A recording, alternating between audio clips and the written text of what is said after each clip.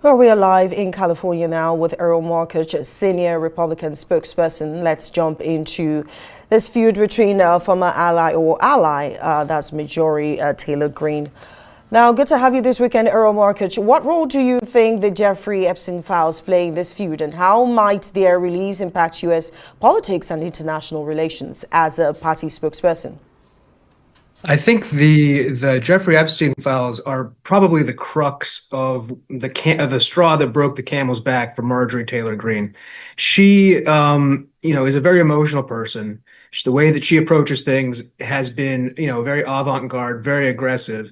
But I want to give you a little bit of an insight. This is kind of a scoop on the back end, on the internal Republican polling. We found that she was going to get crushed by Democrat John Ossoff by nearly 20 points. And President Trump contacted her privately, respectfully saying, looks like you're not going to win this election. She then came out and doubled down on all of these policies that then sort of made it seem like she was much more antagonistic to President Trump than I think she wanted to be. And the fact of the matter is that she's not reelectable. And that's why President Trump has decided to distance himself the way he did. The Jeffrey Epstein scandal absolutely is something that's contributed to Marjorie Taylor Greene's passion for this, especially as she is, of course, very dedicated to the survivors of sexual assault, and a vocal supporter of that. And keep in mind, she's somebody who has been considered by Trump as a friend and a patriot for a long time. But ultimately, the bigger story here that isn't being talked about is she's not reelectable, and that's ultimately why this has been done. So I wonder what the party is doing with regards to that, because a lot of speculation is that there might be internal party crisis within, the Republican Party.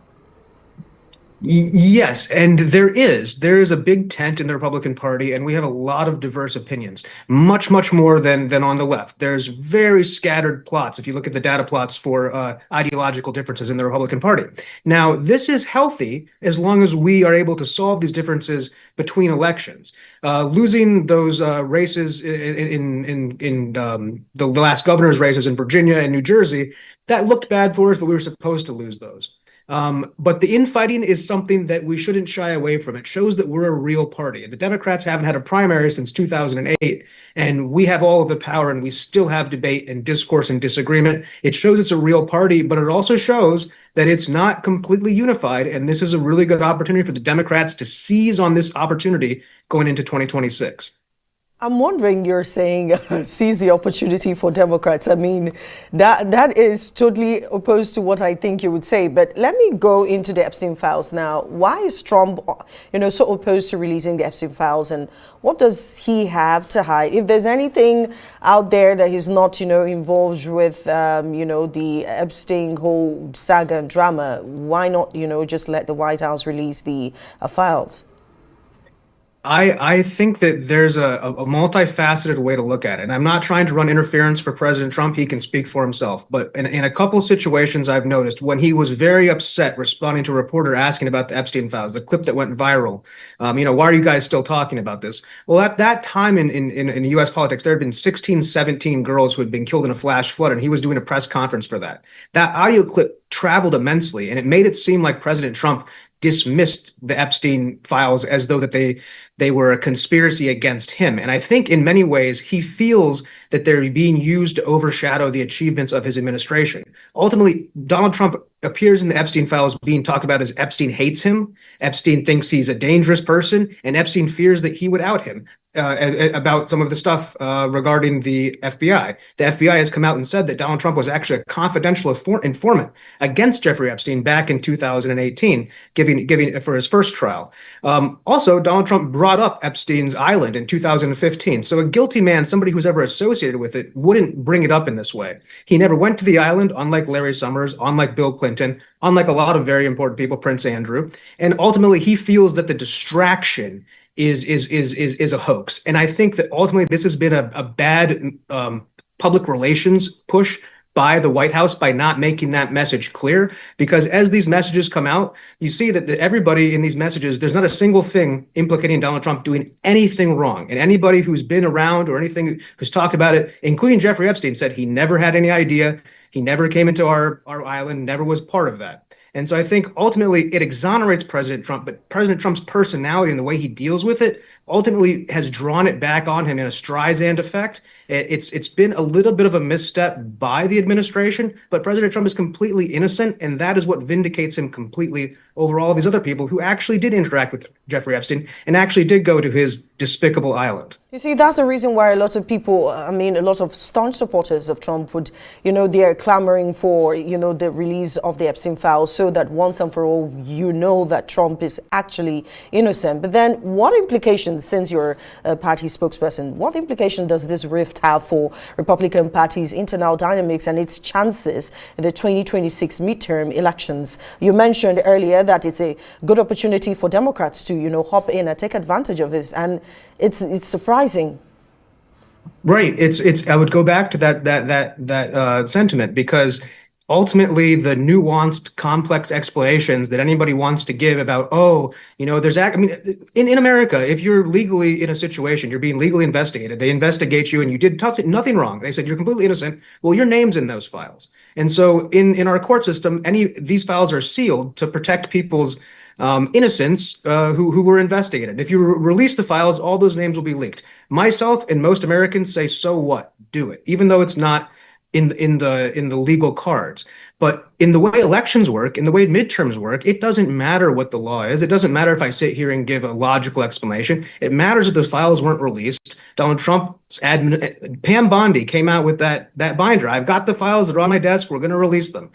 This was a mistake by Pam Bondi. But again, that doesn't matter. Pam Bondi is not running for election. Donald Trump's surrogates are in 2026. And absolutely, Democrats are going to latch onto this, use it, and try to use it to deliver their message. And honestly, they're going to be very, very successful because it's a soundbite 3-second clip media cycle for the people who aren't going to listen to this long form program. For your educated listeners, sure. But for regular people busy going through their day, they're going to see the headlines, the sound bites, and they're going to go with that. And that's why I think this is a great opportunity for Democrat strategists to seize on it and take advantage of our bad messaging.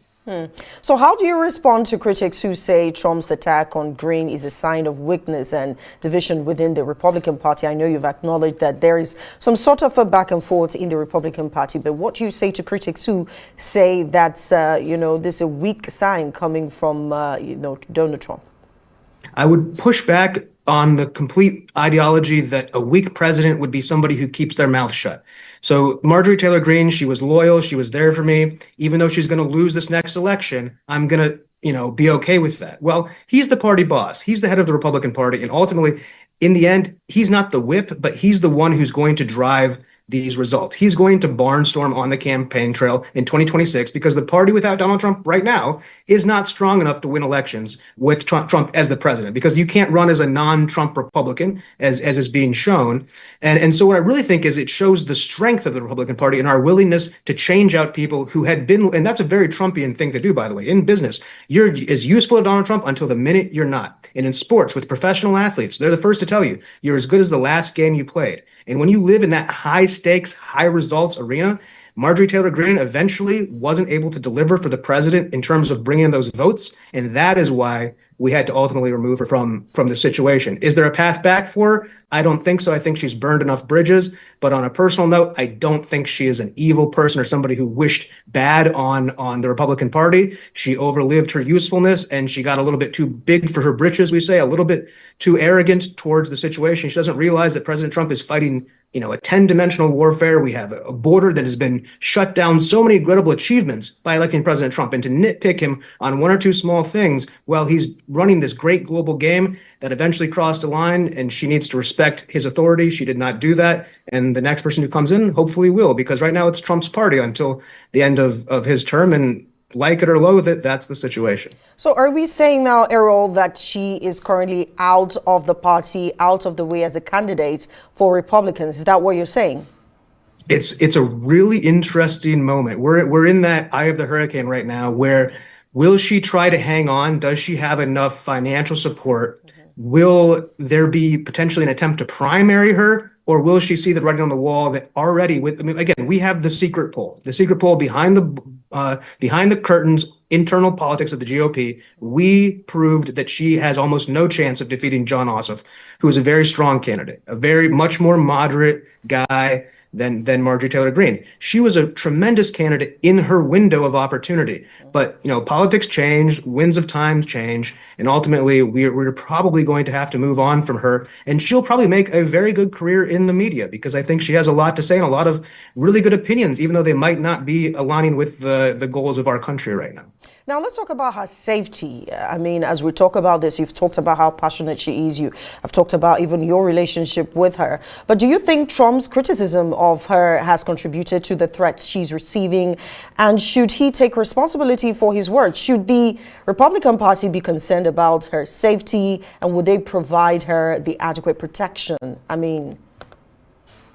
Yes, it's a very valid question. And anytime in today's political theater, when any rhetoric is used that is beyond hello, there is negative press to the point of exhaustion. So in this situation, Marjorie has described that she has received some threats from people.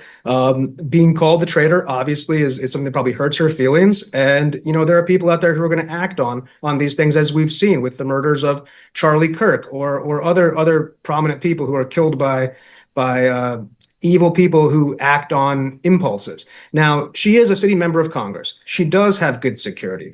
The president doesn't wish any harm upon her. And I think that nobody in the Republican Party would like to see anything happen to her. So I'm sure behind the scenes, any security she needs, she's guaranteed congressionally. She also is very, very successful, her and her husband, in their private lives. So they have the ability to do that. But it would be improper for me to say that the threat on her life hasn't increased marginally if we're doing it on like a poly market, but directly, no. I don't think President Trump telling Marjorie Taylor Greene, somebody who the Democrat Party doesn't like at all, and somebody who a lot of people in the Republican Party are kind of done with, to move on. I don't think that that's put her life in risk. If she comes out and she keeps pushing and going and trying to do public events and these kind of things, then that increases her exposure. But currently, if something happens to her, I wouldn't put it on President Trump. She has said a lot of inflammatory things. She knows what she does. She's a grown woman. She's a very smart, tough cookie, as President Trump has said about her before. And she'll be able to weather this storm and go to the next phase of her career, which is probably not going to be with our party. Right. Thank you so much, Erol Morkoc. She's a senior Republican spokesperson. We had to jump on the Trump and Marjorie issue there. Appreciate you for the time. And now, usually, Prime Minister